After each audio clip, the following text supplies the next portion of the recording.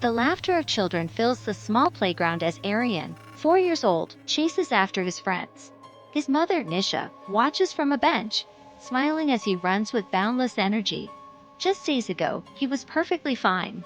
Now he lies in bed, his small body burning with fever, his breath shallow and uneven. A deep, hacking cough racks his tiny frame, leaving him gasping for air. His usually bright eyes are glassy, unfocused. A faint red rash has begun creeping up his arms. Nisha brushes damp curls from his forehead, panic rising in her chest. The fever has lasted for days, and Arian refuses to eat, too weak to even lift his head. Then he starts convulsing. A sharp cry escapes her lips as she lifts him, racing to the car. The hospital is 20 minutes away. Every second feels like a lifetime. In the emergency room, doctors move swiftly. An oxygen mask is placed over Arian's face as a nurse checks his vitals. His heart rate is fast, his fever dangerously high. Dr. Mehta enters, his face serious. How long has he been like this? Nisha swallows hard.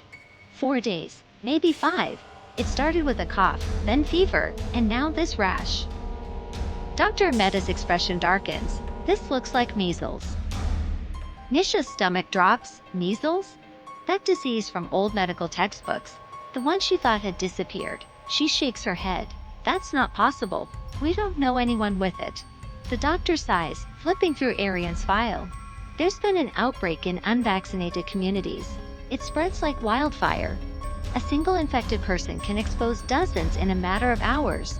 Measles isn't just a rash. It can cause pneumonia, brain swelling, and in some cases, death. Nisha's breath catches. But we didn't think it was necessary to vaccinate yet.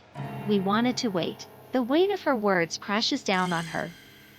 Arian is rushed for chest x-rays, his tiny body barely moving under the weight of the disease.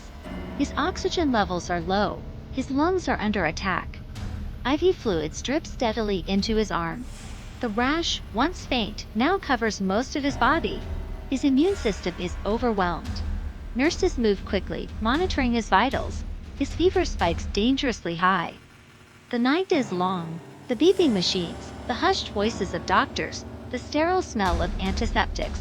Nisha feels like she's trapped in a nightmare. She watches Arian, his small chest rising and falling, each breath a struggle. This was preventable. She had read the debates online, seen the arguments, but nothing prepared her for this. Days pass. The worst is over, but Arian is far from okay. His lungs are weak, his body exhausted. He's lucky, Dr. Mehta says. He survived.